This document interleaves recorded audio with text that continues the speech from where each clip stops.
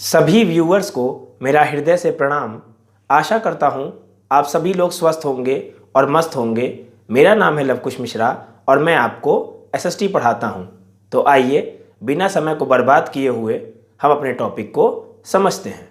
आज का हमारा टॉपिक है birth of the Weimar Republic, Weimar गणराज्य का जन्म। इससे पहले मैंने Nazism and the rise of Hitler का पार्ट 1 अपलोड किया है। उसमें मैंने बेसिक इंट्रोडक्शन दिया है इस चैप्टर का। आप इस पार्ट को देखने से पहले जाकर के उस पार्ट को देख लीजिए, तभी आपको इसमें आगे की बातें समझ में आएंगी। आइए आज के टॉपिक को समझते हैं। 20वीं सेंचुरी के शुरुआती सालों में जर्मनी एक ताकतवर साम्राज्य था। उसने ऑस्ट्रियन एम्पायर के साथ मिलकर एलाइज, जिसमें कि इंग्लैंड, फ्रांस और रशिया आते थे, उनके खिलाफ फर्स्ट वर्ल्ड वॉर जो कि 1914 से लेकर के 1918 तक थी, उसमें उसने लड़ाई लड़ी थी। अच्छा, दुनिया की जितनी भी बड़ी बड़ी शक्तियां थीं वो यह सोच कर इस युद्ध में कूद पड़ी थीं कि उन्हें जल्दी ही विजय मिल जाएगी और फिर सब कुछ बढ़िया बढ़िया हो जाएगा। सभी को किसी न किसी फायदे की उम्मीद थी। उन्हें अंदाजा नहीं था कि यह युद्ध इतना लंबा खिंच जाएगा। शुरुआत में सबको लगा अरे यार साल 2 साल चलेगा, कोई दिक्कत नहीं है। इतना थोड़ी ना पता था कि 4-4 साल युद्ध चल जाएगा, 1914 से 1918 तक। तो उनको अंदाजा नहीं था कि यह युद्ध इतना लंबा खिंच जाएगा और पूरे यूरोप को आर्थिक दृष्टि से निचोड़ कर रख देगा। पूरे यूरोप की हालत एकदम खस्ता हाल हो गई इस युद्ध के बाद। अच्छा, फ्रांस और बेल्जियम पर कब्जा करके जर्मनी ने शुरुआत में तो खूब सारी सफलताएं हासिल की, लेकिन 1917 में जब अमेरिका भी मित्र राष्ट्रों में शामिल हो गया तो इस ग्रुप को काफी ताकत मिल गई और आखिरकार नवंबर 1918 में उन्होंने सेंट्रल पावर्स यानी कि केंद्रीय शक्तियों को हराने के बाद जर्मनी को भी घुटने टेकने पर मजबूर कर दिया। अच्छा, साम्राज्यवादी जर्मनी की पराजय और सम्राट के पदत्याग ने वहां की पार्लियामेंट्री पार्टीज जो थीं यानी कि संसदीय पार्टियों को जर्मन राजनीतिक व्यवस्था को एक नए सांचे में ढालने का अच्छा मौका उपलब्ध कराया।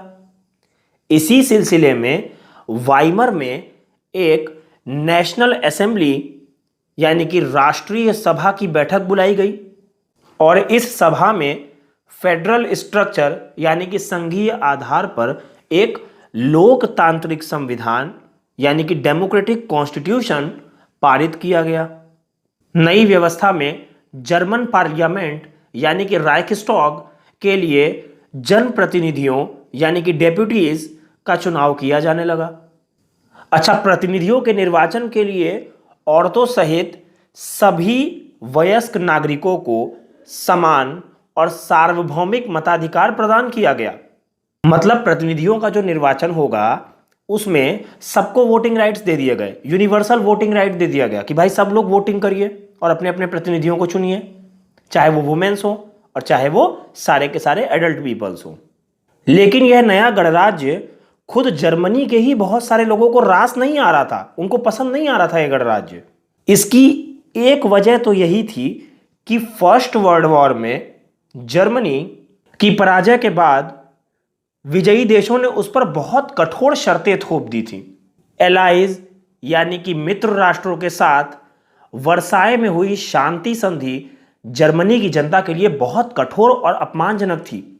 अब देखिए संधि में क्या क्या हुआ, देखिए जर्मनी के साथ कितना बुरा हो रहा है। ये कुछ स्टेप्स हैं, मैं आपको बता रहा हूं। इस संधि की वजह से क्या हुआ कि जर्मनी को अपने सारे के सारे उपनिवेश, जिन्हें कॉलोनीज भी कहा जाता है, तकरीबन 10% आबादी, 13% टेरिटरीज यानी कि उनका भूभाग, 75% लौह भंडार यानी कि आयरन और 26% कोयला भंडार यानी कि कोल, किनको देने पड़े इनको?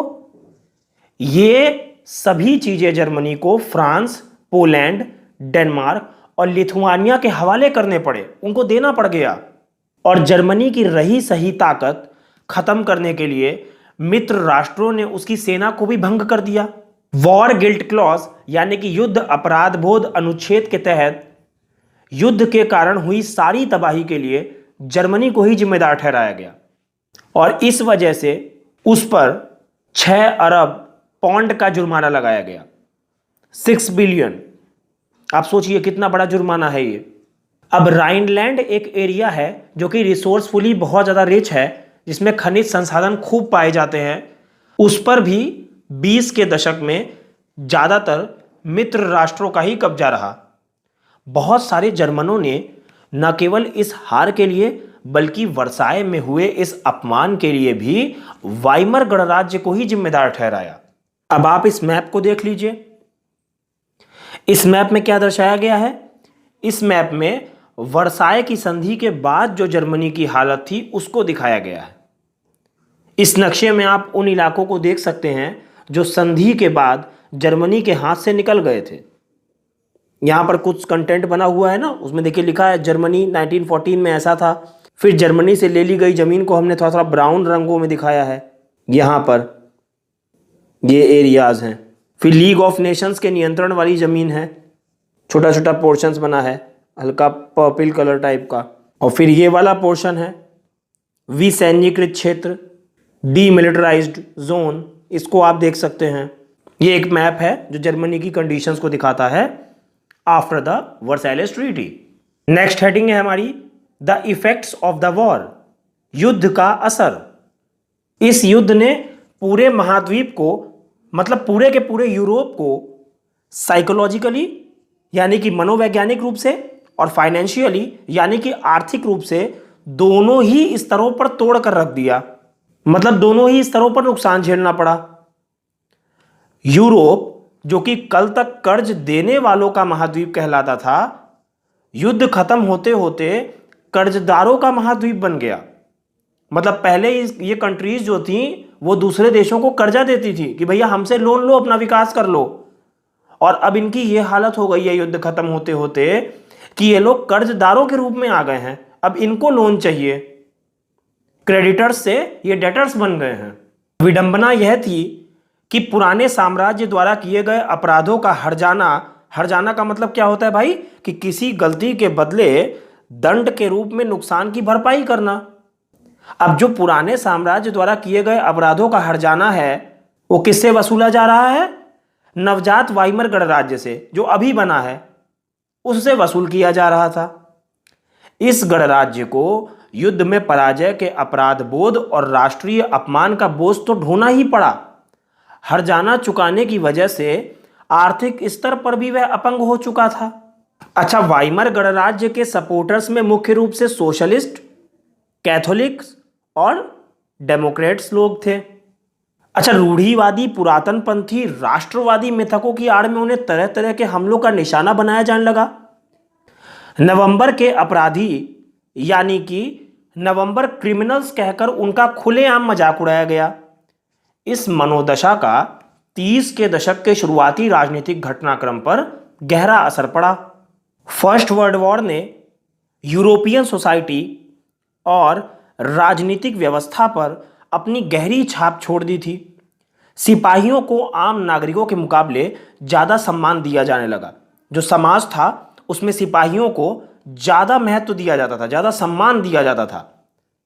राजनेता और प्रचारक इस बात पर जोर देने लगे कि पुरुषों को एग्रेसिव यानी कि आक्रामक, स्ट्रॉन्ग यानी कि ताकतवर और मैस्कुलाइन गुणों वाला होना चाहिए, यानी कि मर्दाना गुणों वाला होना चाहिए।